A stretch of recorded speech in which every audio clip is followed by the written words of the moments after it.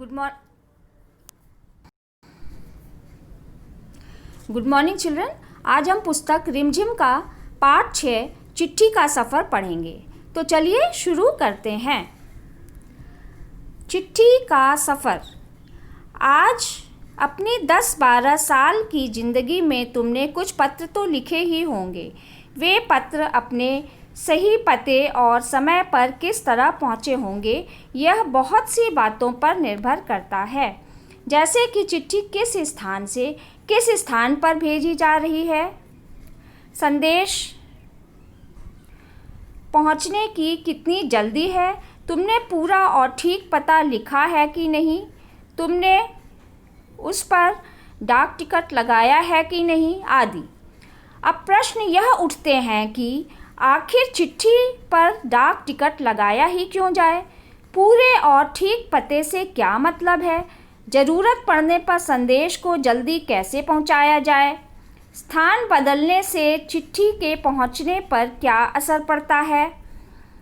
इनमें से कुछ सवालों के जवाब शायद तुम्हारे पास हों, खासकर तुम में से उनके पास जो डाक टिकटें इकट्ठा करने का शौक़ रखते हैं। ये दोनों पते किस तरह से भिन्न हैं?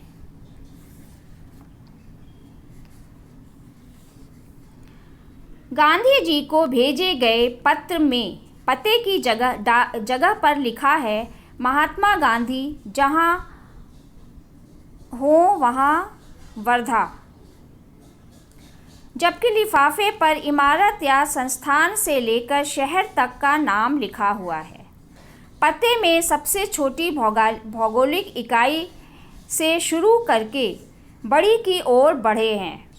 छोटी से बड़ी भौगोलिक इकाई का मतलब यह हुआ कि घर के नंबर के बाद गली मोहल्ले का नाम, फिर गांव, कस्बे, शहर के जिस हिस्से में है उसका नाम, फिर गांव या शहर का नाम।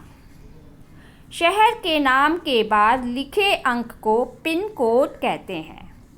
हर जगह को एक पिन कोड दिया गया है। यह सोचने लायक बात है कि आखिर पिन कोड की ज़रूरत क्या है।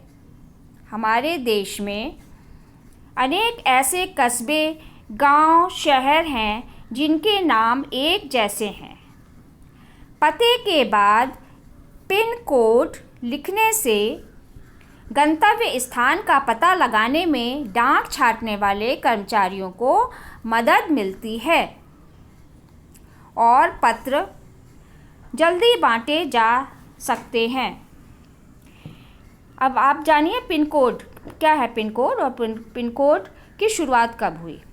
पिन कोड की शुरुआत 15 अगस्त 1972 को डाक तार विभाग ने पोस्टल नंबर योजना के नाम से की। जाहिर है कि गांधी जी को मिले इस पत्र और उन्हें मिले किसी भी पत्र पर पिन कोड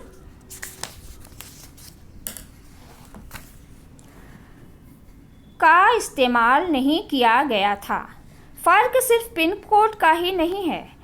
समय के साथ डाक सेवाओं में निरंतर बदलाव और विकास होता रहा है।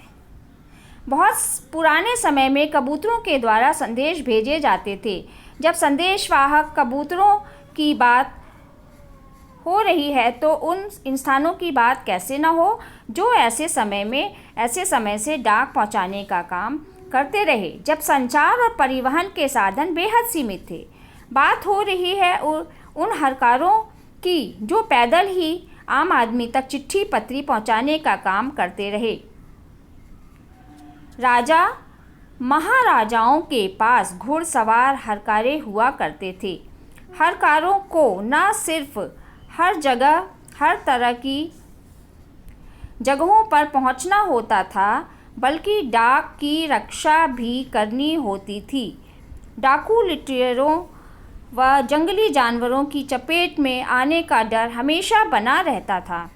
आज भी भारतीय डाक सेवा दुर्गम व पहाड़ी इलाकों तक डाक पहुंचाने के लिए हर कारों पर निर्भर करती है।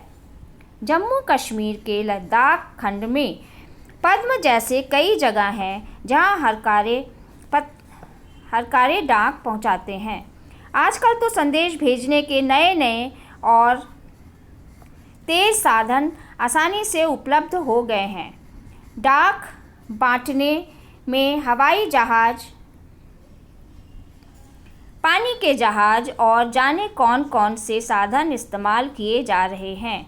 डाक विभाग भी पत्र, मनी ऑर्डर के साथ साथ ईमेल, बधाई कार्ड आदि लोगों तक पहुंचा रहा है। कबूतरों की उड़ान से लेकर हवाई डाक सेवाओं तक का सफ़र दिलचस्प करने वाला है। यह सोचकर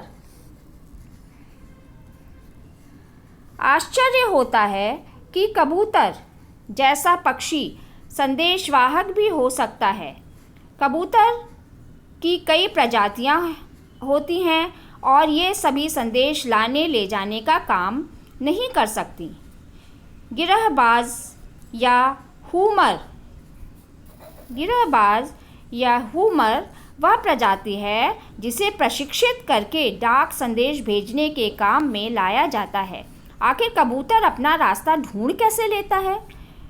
उन प्रवासी पक्षियों के बारे में सोचो और पता करो कि वे कैसे सैकड़ों मील का रास्ता और सही जगह तय कर पाते हैं। तो बच्चों, देखा आपने, इस पत्र में बताया गया है कि किस तरह से हम पत्र लिखते हैं, कहाँ पर हमको पता लिखना होता है। और पुराने समय में जो है राजा महाराजाओं के पास हरकारे हुआ करते थे जो कि खुद चल कर के जाते थे। कभी कभी तो पैदल चल, अक्सर पहाड़ी गांव स्थानों पर जब उन्हें जाना होता था तो वो पैदल चल के जाते थे क्योंकि उचित मार्ग नहीं थे जिस पे सवारियां जा सकें। तो इतनी दिक्कतों का सामना करके वो पत्र पहुंचाते थे। तो और पत्र पे हमें टिकट क्यों लगाना ज़रूरी होता है, पिन कोड क्यों लिखना ज़रूरी होता है? जब तक हम पूरा एड्रेस नहीं लिखते हैं हमारा पत्र सही जगह पर नहीं पहुंचता है। तो आज मैंने आपको पाठ को पढ़कर बताया है। इस पाठ को आप 3-4 बार ध्यान से पढ़िए। जो कठिन शब्द है उसको आप अंडरलाइन कर लीजिए पेंसिल से और उनको कॉपी में 3-3 बार लिख डालिए। और कल मैं आपको शब्दार्थ बताऊंगी और आगे का पाठ पढ़ाऊंगी। धन्यवाद।